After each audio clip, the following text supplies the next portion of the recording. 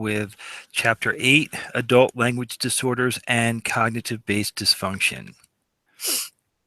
All right, so in this chapter we cover what is aphasia, how is aphasia classified, what are the defining characteristics of aphasia syndromes, and how is aphasia identified and treated. Oh, and what are right hemisphere dysfunction, traumatic brain injury, and dementia. So we're going to start out with aphasia.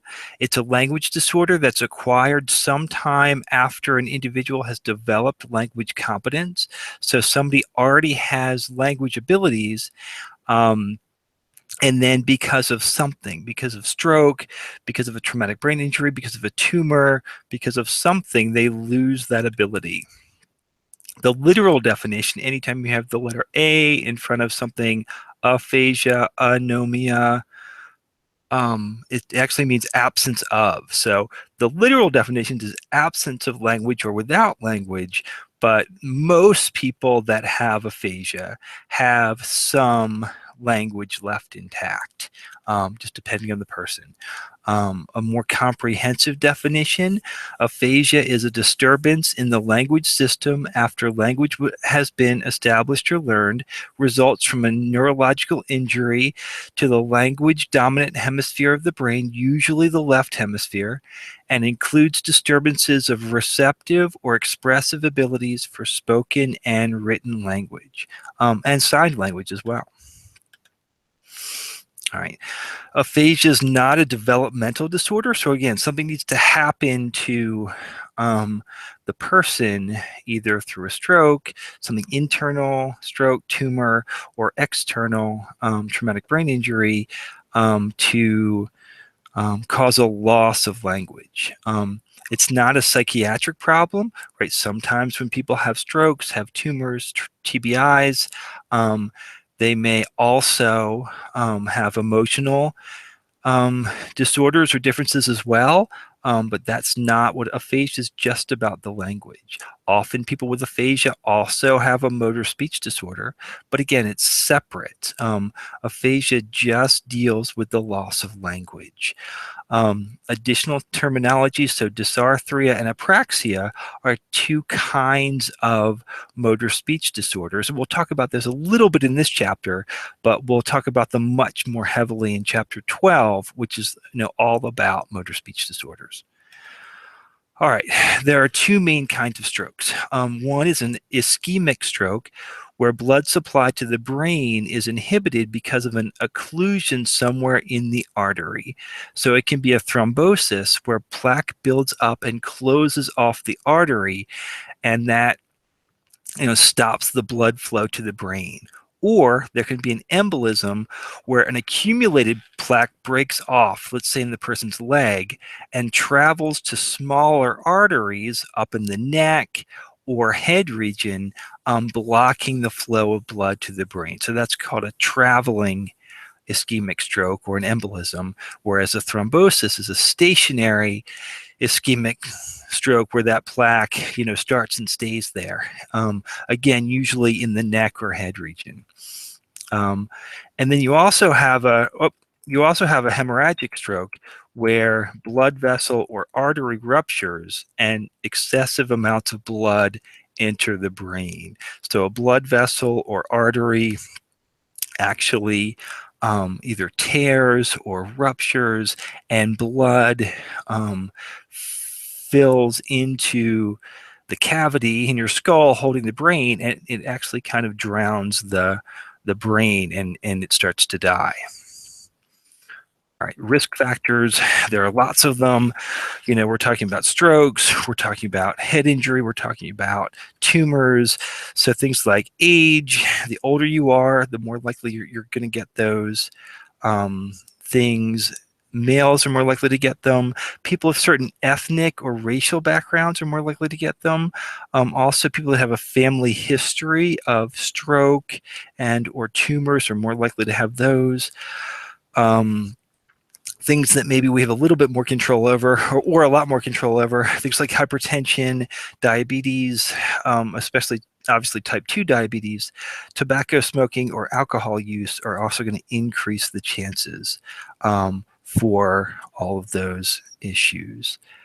Um, Now, aphasia actually has a fairly complicated classification system known as a taxonomy. It draws upon the characteristics of aphasia that most differentiate each of the kinds of aphasia from one another. So first, let's talk about the overall symptoms, and then we'll talk about the types of aphasia one can have. Some people with aphasia are completely unable to initiate speech. Others can initiate speech well, but produce extended flowery monologues about nothing. So some people can't really talk at all. Some people can talk a great deal, but don't actually say anything. Um, and language deficits seen in aphasia are most often differentiated by their impact on fluency, motor output, comprehension, repetition, naming, reading, and writing. And let's talk about those. So number one is fluency. It's a qualitative aspect of communication and speech that's used to describe its forward flow, including its phrasing, intonation, and rate. Non-fluent aphasia, we're talking about short, choppy phrases. So people who have aphasia who are, right, it might end up sounding like that. It might be slow and labored production of speech. It can come out where people end up seeming like they're working really hard to speak. We can have lots of grammatical errors, and it can end up with sort of a telegraphic quality. So almost, you start to lose all the smaller grammatical features and morphemes in the speech. So, I go store today, get milk, hungry, get sandwich, right? You start to lose sort of that grammar, which also makes it more choppy and labored, and it can tie it all in together. And often with frontal lobe damage, we're going to see some non-fluent aphasias. Motor output. For some, motor systems involved with speech are compromised, resulting in a motor speech disorder. So again, a little bit different from aphasia, but so people that have dysarthria, apraxia, and apraxia is really concerned with motor planning and programming for speech. So if someone has apraxia, they'll know what they want to say, but they're not able to conceptualize and plan how they're going to say it. So, how am I going to say apraxia? Is it apaxia, apraxia, apraxia, right? So I know what I want to say, but I can't plan how I'm going to say it. That's apraxia. And you may have slow and labored articulation of sounds with some groping, right? So I had to sort of grope and think about what I wanted to say. Dysarthria, on the other hand, is I know what I want to say, I can plan what I want to say and organize it. It's just that the muscles are actually unable to carry that out. So with dysarthria, I may talk like, right? So I don't have the musculature. The muscles can't move quickly, easily, smoothly. Even though I know what I want to say, I can plan what I want to say, I just can't actually do it because of the muscles are not able to move quickly. With apraxia, the muscles are fine, and I know what I want to say. It's that step in the middle that tells my speech muscles how to make the sounds that falls apart. And we'll talk about that more later. Language comprehension or auditory comprehension, an ability to understand spoken language. Aphasia can be characterized by comprehension problems, which is often referred to as receptive aphasia. This is often because of left temporal lobe damage, and that's a big distinguishing factor between the kinds of aphasia you have. Also, repetition, the ability to accurately reproduce verbal stimuli on demand. So the ability to repeat stimuli is a major factor in differentiating among the aphasias. And it's an ability that may be seriously compromised. So with repetition, right, the person might be able to, speak and tell me something, but then I ask them to say, tell me the room is hot, and they wouldn't be able to do it. And yet maybe in just conversation, they're able to tell me that, but they can't, hear what I say and exactly repeat what I said back to me.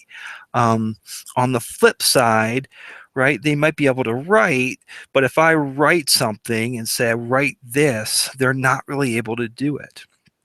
Now, then you also have people who are not able to hold a conversation, who have great difficulty speaking, but then you say, the room is hot, and they'll go, the room is hot. Right? And they wouldn't have been able to get that out unless you had asked them to repeat. So it kind of goes both ways. And again, if I wrote down the room is hot, they would able to then write, they would be able to write the room is hot, but they wouldn't have been able to write that had I not given them that specific example. The last one is naming, and I've got a story for naming, which we'll talk about in a second, also known as word retrieval. The ability to retrieve and produce a targeted word during conversation or more structured tasks, right? So that can be called anomia, which literally, again, the A is in front of it, so it means no name or no naming, is a term used to describe word finding problems or the inability to retrieve a word, right? So if I'm just not able to think, and right, all of us have naming issues at some point where we're talking, we're like, gosh, I just can't think of what I want to say, what that word is, right? But this is something that's chronic and happens over and over and over again. And there are a couple different ways a person can present with anomia. And those are called paraphasias. So a phonemic paraphasia is where I'm making a sound error, right? So maybe instead of calling something a sofa, I'm calling it a tofa. Or, if I want toast, I call it soast, right? So, I'm in the ballpark, I'm saying the word, I just have that, I'm not getting the right sound for it. But there are also semantic paraphasias where we have word substitution, right? So maybe I'm calling a sofa, I'm calling it a chair, or maybe I'm even calling it a piano, right? So it's furniture, I'm in the ballpark, but I'm not able to actually think of what it was, right? So instead of calling something toast, I might call it bread, which works, except it's not, I really want to say toast, but I just can't think of that word, right? So I use the semantic word substitution to get as close as I can to it. Or sometimes that's just the word that pops out. I'm not even planning it, it just comes out, right? And we'll talk more about, specific kinds of aphasias in a second. So finally, I think we've got reading and writing, and these involve the comprehension and expression of written language. Often, reading and writing deficits parallel the verbal language deficits, right? So if I'm not able to say something, often I'm not going to be able to write it either. So often they're similar, not always though. All right, so aphasia syndromes. Language difficulties cluster together with different aphasias, and we've got 7 major aphasia syndromes, or types of aphasia. Broca's, transcortical motor, global, Wernicke's, transcortical sensory, conduction, and anomic aphasia. All right, Broca's aphasia results from damage to Broca's area in the frontal lobe. All right, so we've got left frontal lobe, Broca's area. It's a non-fluent, expressive motor aphasia Typically, we get slowed, halting, labored speech, yielding what some describe as a telegraphic or robot-like quality, mild to moderate auditory comprehension problems, but people are usually able to hang in there and understand what you're talking about, particularly when messages increase in length and complexity, or when the context cues are removed, right? So if we're talking to somebody who has Broca's aphasia, they're going to be able to follow the conversation as long as we're talking about things in the room, or that we're keeping on track with the conversation. When things start to get more complicated, they're going to fall apart. So receptively, they do a decent job, right? It's when they have to speak that things get difficult. So we've got slowed, halting, right? That labored, and robot-like qualities. So go store hungry sandwich, go store sandwich hungry. All right, they can understand what you're saying, and they usually what they're saying, but they just have a hard time putting it all together. Transcortical motor aphasia is really similar to Broca's aphasia. Again, damage to the frontal lobe. This is usually the superior and anterior portions, so the top and the back of the frontal lobe. Symptoms are going to be similar to Broca's, except for repetition skills are far better than spontaneous speech, right? So if somebody has transcortical motor, right, they might, if they want to go to Subway and get a sandwich, right, it might be like, again, go store hungry sandwich. But if I say, I want to go to the store, I want to go to Subway and get a sandwich, they could say, I want to go to Subway and get a sandwich. So they could repeat it back to me. They just can't come up with it themselves. Or they can come up with it, but they can't output it. Global aphasia, this is a tough one. Occurs as a result of a large region of brain damage or multiple sites of brain injury in the language dominant hemisphere, right? So a lot of the left hemisphere has been affected. Deficits across all language modalities. They're going to be non-fluent and have poor language comprehension. So severe communication problems, right? They're going to have a hard time understanding you, and you're going to have a hard time understanding them, because they're going to really struggle getting out what they want to say, right? So it's really difficult for a lot of people, right? They can't really understand. They're receptive. Language comprehension isn't very good, and their ability to speak isn't very good. All right, now we've got Wernicke's aphasia. And this results from a brain injury to the superior and posterior regions of the temporal lobe, right? So the top and the front of the temporal lobe, possibly reaching to the parietal lobe of the language dominant, usually left hemisphere. Fluent, receptive, and sensory aphasia. Person often produces spontaneous speech that flows well with normal prosody. Right? Prosody, we're talking about rhythm. We're talking about rhythm, just nice flowing speech. Now, there are also some terms here. Logorrhea, where people just talk excessively. So talking, might make sense, might not, but there aren't a lot of breaks for you to jump in. Also neologisms, where they make up new words. So they're just talking, and they're calling a chair, thrombo, but they're going. You have no idea what they're talking about, because they're just making up words left and right, and just going and not really being aware that they've just called a chair a thrombo, and you have no idea what that means.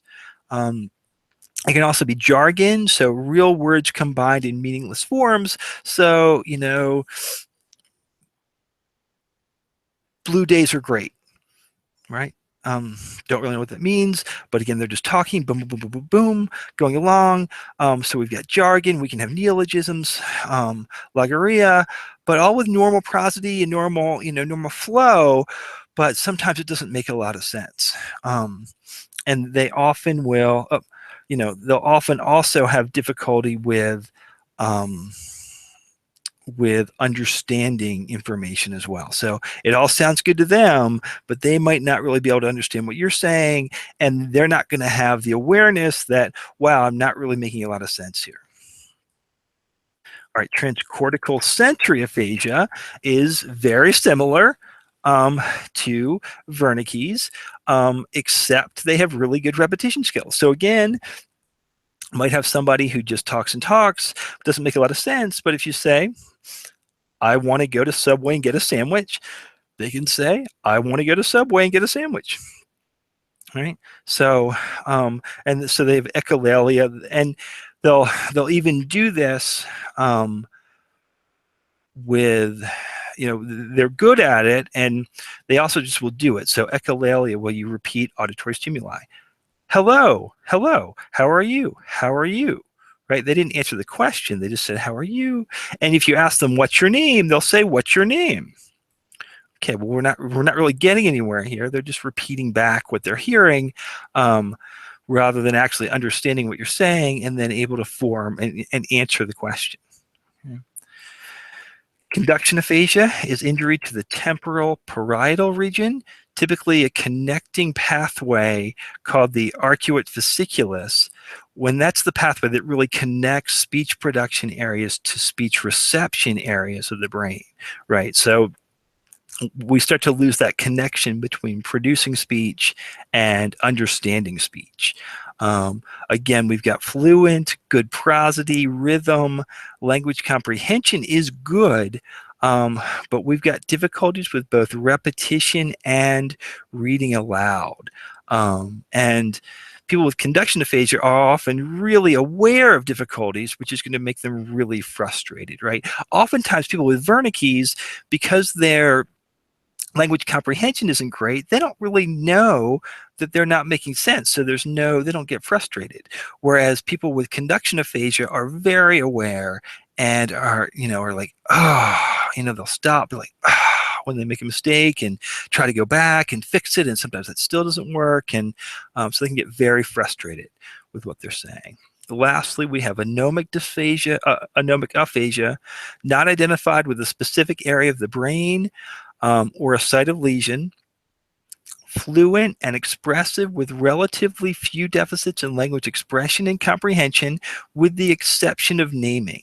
And it's the most pervasive type of chronic aphasia, even after treatment. And it's the most common. So it's the most common, and it really is difficult to treat. So I once did an evaluation on a man who came in, and he was in real estate, and he used to rent out houses and then go and, if there were repairs or anything, he would repair houses. And he was really upset with his family, who did not want him to do this anymore. They said, we really want you to sell off your houses, just kind of live off the income of that. We don't feel like, you're capable of, making repairs and doing things. And he was talking, and we were having a great conversation. I started giving him some tests. I think I gave him the Boston for aphasia, and he was doing great. And I'm thinking, what's this family doing? This poor guy, he just wants to, do his job. And we get to naming. So he's able to do everything. He can do math. He can hold conversations. He can read. Right? He's rocking. And, I hold up a picture of a hammer and go, oh, what's that? And he looks at it and goes, yeah, it's the thing. And you take a nail and you hit and it connects. And I was like, oh, okay. What's this? And it's the sun. And he's like, yeah, sky, up there, hot. But he couldn't name things. And so, I could see where, all of a sudden he would have great difficulty, like if he's on the phone with somebody trying to describe what's wrong or what he needs, and just not being able to do that, which, up until that point, that was like an hour after he came into the office, he was presenting as, perfectly typical. So it was really interesting to see. All right. How's aphasia identified and treated? Assessment process, a multidisciplinary team, right? We can have doctors, nurses, speech therapists, physical therapists, occupational therapists, psychologists sometimes, lots of things going on. The idea of spontaneous recovery is really important.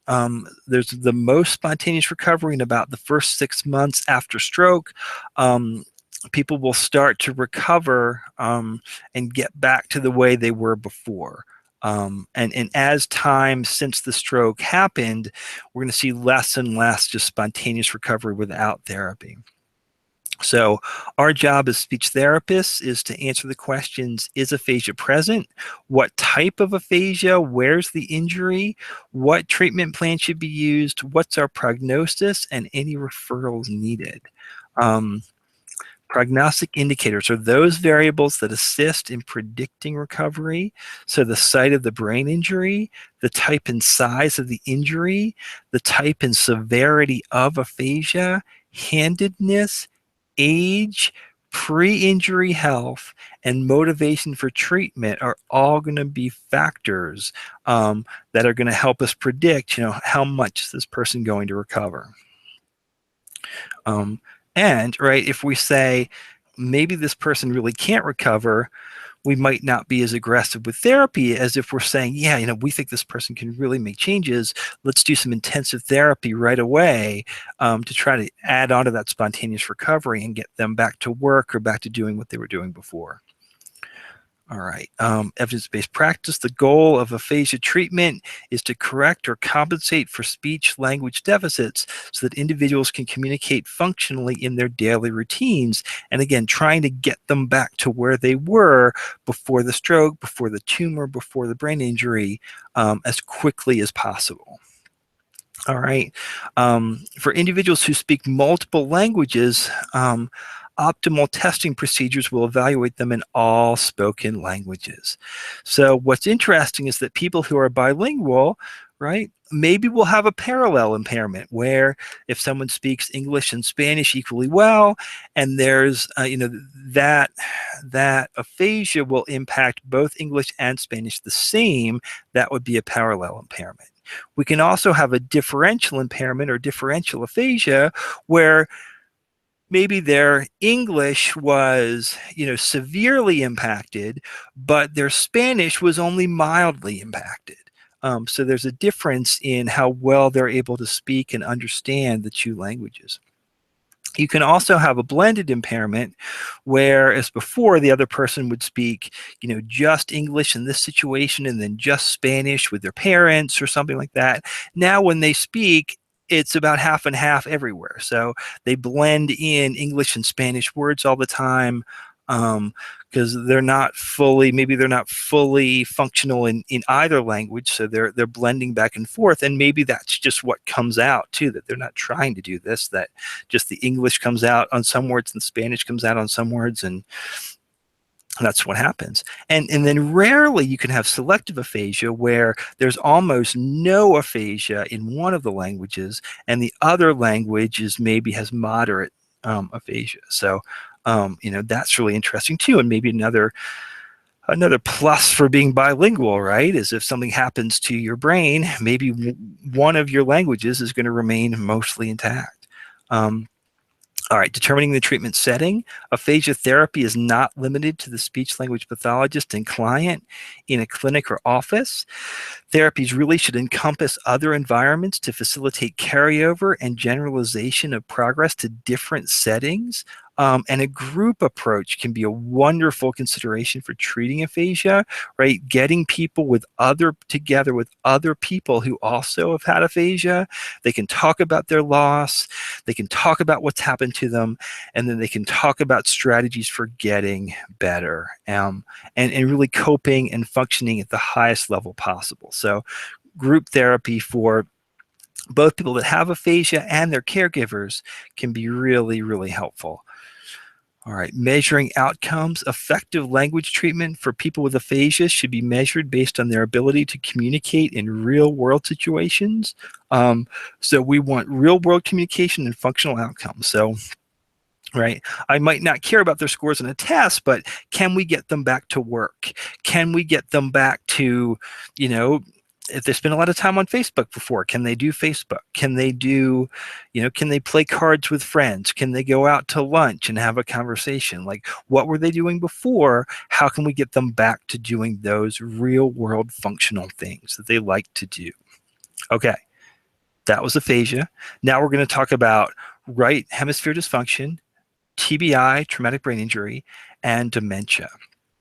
Right hemisphere dysfunction results from neurological damage to the right cerebral hemisphere. All right, so usually with aphasia, people usually have their language skills in their left hemisphere.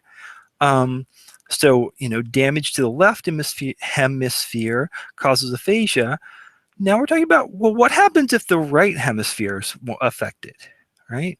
When damage affects the right hemisphere, language and cognition may remain intact, but the symptoms are quite different from those seen with aphasia. And sometimes right hemisphere dysfunction is called a cognitive linguistic disorder. One of the big characteristics of right hemisphere dysfunction is a lack of awareness of cognitive difficulties, right? So one of the issues is that people are having a hard time functioning, maybe speaking, maybe with language, maybe something else, but they have no idea that they're having a difficulty, right? So why are you as a speech pathologist in my room, in my hospital room, when I am fine, right? Why are all these people picking on me? Why do people not understand what I'm saying? Why are they so stupid? Why can't they just listen to what I'm saying, right? So there's a complete lack of awareness that there's a problem. Again, there can also be, right? So most of our movements with our left side of our body are controlled by our right side of our brain.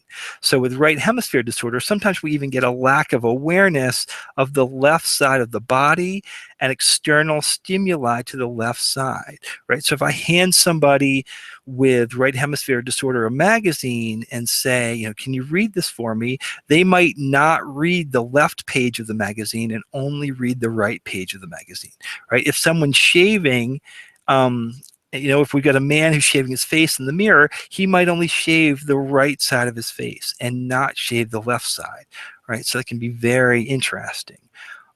Along with this, they can have a difficulty recognizing faces, right?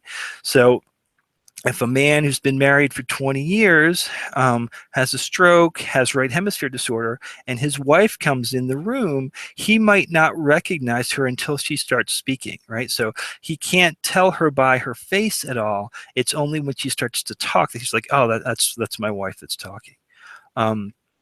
Also, really compromised pragmatics. People with right hemisphere disorder will really lose their filter and will just really tell you what you think about them. For women who are speech language pathologists and they're working with men with right hemisphere disorder, right, they're going to tell you if you're attractive or not. And right, so completely losing sort of that filter and just saying what's ever on their mind at the time. A tendency towards using wordy expression, providing tangential information, right? So the person might talk and talk and talk for a long time about somebody that you don't even know, have never met, and that really wasn't about what you were talking about to begin with, right? So, and again, a lack of awareness that there's anything wrong with that. Difficulty understanding or using higher level cognitive linguistic skills, right? So often if things are pretty simple, they're going to do really well. Once things get harder and more complex, they're going to break down. There can also be dysarthria or dysphagia, right? Dysphagia is a swallowing disorder if neuromuscular systems are also compromised. All right, so identification of right hemisphere disorder. It requires a comprehensive speech language assessment. There are specialized batteries or assessment tools such as the mini inventory of right brain injury. And really that's the only one that I'm really aware of and have seen before. Because it's not as it's not as prevalent a disorder as aphasia is. Knowledge of treatment for RHD is more limited. And initial therapy targets the management of attention and visual disruptions, since these impact productive treatment activities, right? So helping somebody, realize that, oh, there's another half of, the magazine, another half of the piece of paper. Obviously if they have to write checks, or if they have to look at a billing statement, right? We want to make sure they can read the whole thing and not just part of it, and helping them become more aware of, well, this is what you said. Did you really mean that? And start to help them be aware of what's going on. So therapy will also target higher level cognitive linguistic tasks, such as thinking through functional problems. All right, traumatic brain injury, or TBI. Neurological damage to the brain resulting from the impact of external forces. TBI is a leading cause of death and disability in the United States, especially for young people. Given the frequent long-term medical, vocational, and social needs of affected individuals, TBI represents a big health care issue in the United States. All right. A couple different kinds of TBI. We can have an open head TBI, when the skull and meninges have been penetrated, a gunshot, a nail gun, right? Something actually goes through the skull and penetrates the brain. All right, that's an open head injury. We also have a closed head injury. The brain is jostled within the skull, yielding diffuse brain injury, right? A bad car accident, right? The front of the person's head smacks up against the windshield. The person's brain then smacks up against the front of their skull. The head then jerks back after impact and hits the back of the seat, and the person's brain smacks against the back of the skull, right? So nothing ever actually penetrates the skull, right? But now we've got a brain injury in the frontal lobe, and we've got a brain injury in the occipital lobe in the back, right? So we've got injuries all over the place. And then we can have polytrauma, right? Which can be a mixture of open and closed head injury, multiple medical concerns, and post-traumatic stress disorder. Really, this is going to be most common in people in our armed forces, right? If they're in some kind of a bomb attack or something like that, where you not only maybe were thrown off your feet from the bomb and your head gets jostled, but maybe parts of the bomb actually go through the skull and penetrate into the brain. All right, you can have both, and obviously it's going to be a really severe issue. The SLP works as a member of an interdisciplinary team, right, involving lots and lots of people for plan of treatment. We've got the Glasgow Coma Scale, rates the best observed response for eye-opening, verbal response, and motor response to characterize an individual's functioning, and it gives it a score from severe to mild TBI.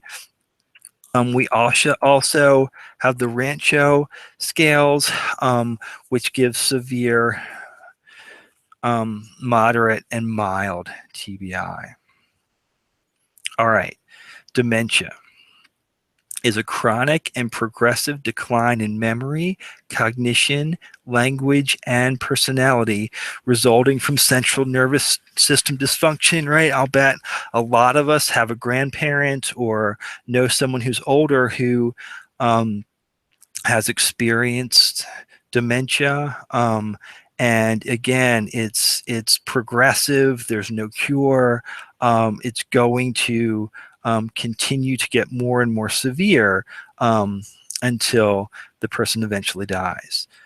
The diagnostic criteria of the APA identify 3 defining traits of dementia: memory impairment, impairment in cognitive skills, and presence of aphasia, apraxia, and/or agnosia. Mild dementia, forgetfulness of basic information, all right, that's going to be partly agnosia, or common routines, losing or misplacing items, missing appointments. Language issues include decreased vocabulary, reduced or increased conversation skills, and anomia, right? So we're starting to be more forgetful than normal, maybe not speaking as much, not using the same kind of vocabulary, more word finding than normal, right? Language, comprehension, pragmatics, and motor skills are going to be greatly preserved at this point. So they're going to be able to understand what you're saying. They're going to be able to use good pragmatics, be able to move around pretty well, right? But it's just that use of language and overall forgetfulness is going to be the big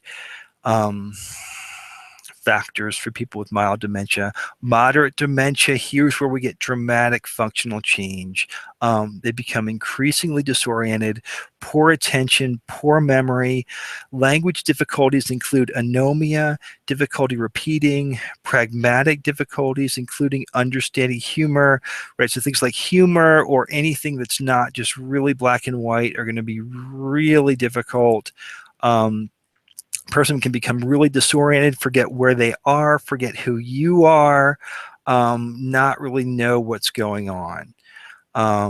Motor skills are still adequate. The person's still able to walk and move around for the most part, but a lot of restlessness and roaming. They might want to get up and walk somewhere. And if you think about it, if you're really disoriented and not sure what's going on, you might try to go somewhere else. And so this can be a real issue for people with moderate dementia, is they might try to go somewhere else without telling anyone. And that can be really scary. All right, severe dementia. Right, this is where we've moved into really the final stage. We've got extreme disorientation and minimal cognitive ability.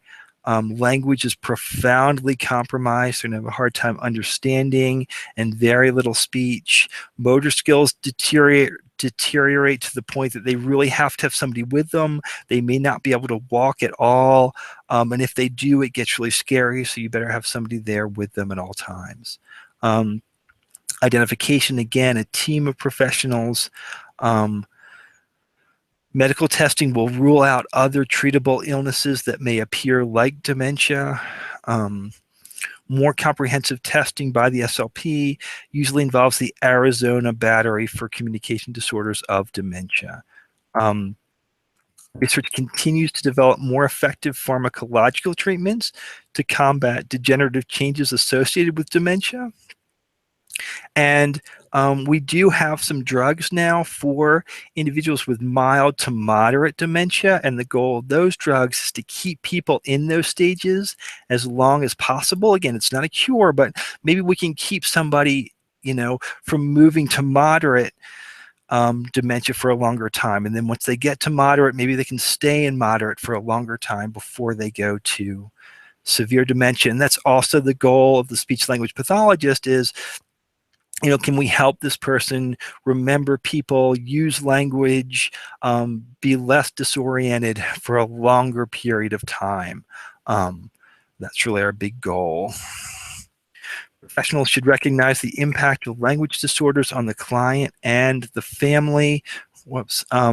Right. So we've got to remember, and again, I'm a big fan of group therapy, not only for the client, but also for caregivers. And things like dementia, TBI, and aphasia can be really difficult for the caregivers. And we need to both be aware of that, and we need to get the caregivers help as much as we can. All right, and that ends chapter 8.